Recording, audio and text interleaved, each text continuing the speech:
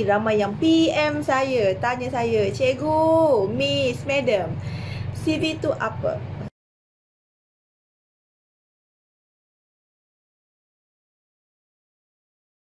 Hai, Assalamualaikum. Anda bersama dengan saya lagi, Cikgu Aizi, kaunselor anda, kaunselor KMJ. Okey, hari ni saya nak share sedikit tentang CV. Before ni saya ada share video tentang program penghantaran pelajar cemerlang.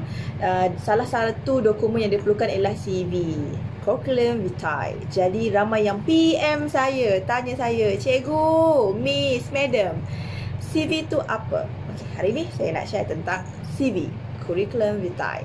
Okey, untuk pengetahuan semua, Curriculum Vitae ni, CV ni merupakan dokumen yang mempunyai maklumat lengkap dan tersusun tentang pengalaman profesional seseorang dan juga kelayakan seseorang. Bermakna ini adalah dokumen rasmi yang kamu boleh gunakan.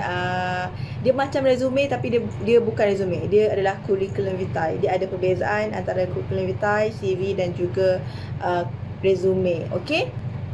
Kemudian biasanya CV ini mengandungi dalam 2 hingga 4 muka surat berbanding resume. Okey, dan dokumen ini juga diterima pakai untuk permohonan kerja.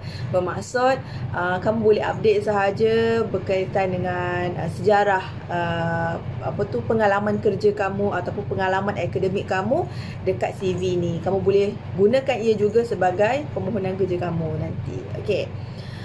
Seterusnya, CV juga menyenaraikan semua pengalaman akademik profesional termasuk yang saya tadi maklumkan tadi. Seterusnya, ia merangkumi segala aktiviti yang dilakukan termasuk aktiviti kesukarelawan. Okey?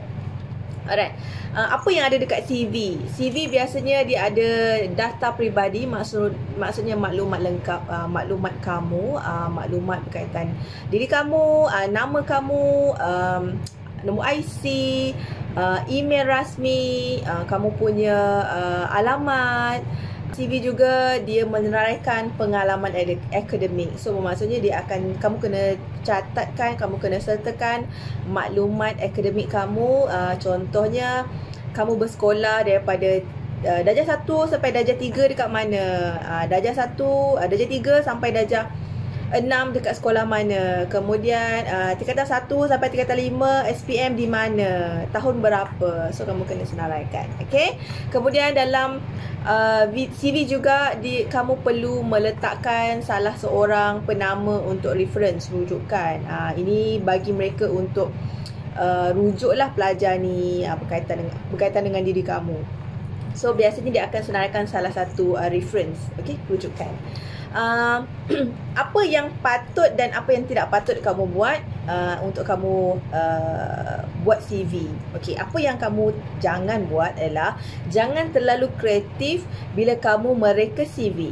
Okey, pastikan dan kekalkan konsep profesional. Konsep profesional maksudnya dia jangan letak berkaitan dengan hobi kamu, minat kamu, tak perlu letak. Okey, jangan terlalu kreatif. Jangan letak ada kerawang-kerawang, ribbon-ribbon, background, tak perlu. Okey, kekal dia simple je. Kemudian kamu kena bertanya juga dengan organisasi ataupun anjuran tu dia nak format apa. Contohnya dia perlukan format PDF ataupun format dokumen. So kamu kena tahu format mereka perlukan format apa. So senang kamu nak save and then kamu nak hantar. Kemudian make sure jangan sesekali kamu menipu data peribadi. Itu adalah penting. Jangan tipu data peribadi kamu. Kalau before ni kamu ada 6 adik-beradik, kamu letak 5 adik-beradik. Jangan. Okay. Make sure data peribadi kamu adalah data yang betul dan tepat. Kemudian tidak perlu letak informasi peribadi macam saya kata before ni, macam contohnya hobi ataupun minat. Tak perlu letak data-data peribadi tu. Okey. Kemudian kalau boleh letaklah email profesional. Okey, saya tahu ada setengah orang jangan letak email azilove.com@gmail.com ataupun dianasweety@gmail.com. So make sure kamu rekalah satu email yang nampak profesional. Contoh nama kamu sahaja. Reka satu email baru. Kemudian sebelum hantar tu, tolong make sure jangan ada typo, ada kesalahan data peribadi ataupun spacing ke ada yang italic, ada yang ada tulisan A, kejap-kejap tulisan Arial. So make sure benda tu selaras. Okay. Kemudian tips seterusnya, rujuklah dengan pensyarah pengajian. Mereka lebih arif dan mereka lebih tahu CV yang bersesuaian yang kamu boleh gunakan. Mana tahu dia orang boleh bagi contoh-contoh CV seni-seni lepas untuk kamu gunakan. Okey, untuk kamu buat rujukan. Okey, ini saya tunjuk contoh-contoh CV yang saya Google. Kalau kamu lihat dekat sini, CV yang dia share ni simple sahaja. Tak ada kerawang-kerawang ke kotak-kotak, tak ada. Dia letak gambar, alamat dia, nombor phone, email, kemudian senarai pendidikan dia, tahun berapa, dekat universiti mana. Ini juga contoh yang saya bagi. Saya tunjukkan ni, dia ada 2 page.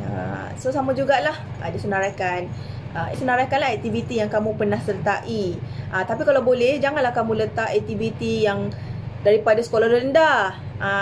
Letaklah aktiviti yang terkini. Kamu letak aktiviti yang terkini. Contohnya kamu merupakan ketua praktikum, ataupun kamu pernah menyertai pertandingan debat, mendapat peringkat dapat anugerah Johan. So kamu senaraikan yang tertinggi, yang terkini, bermula dengan terkini, kemudian baru yang seterusnya. Janganlah, kalau boleh jangan letak masa zaman tadika tu, sekolah rendah tu tak perlu dah. Okey, ambil yang sekolah menengah, yang terkini. Okey.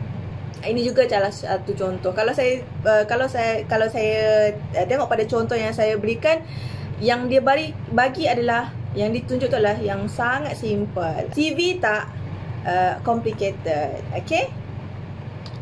Okey, itu sahaja daripada saya. Saya harapkan anda semua dapat mencipta mereka CV yang menarik untuk kamu lampirkan. Itu sahaja daripada saya. Semoga ia memberi manfaat kepada anda semua. Assalamualaikum.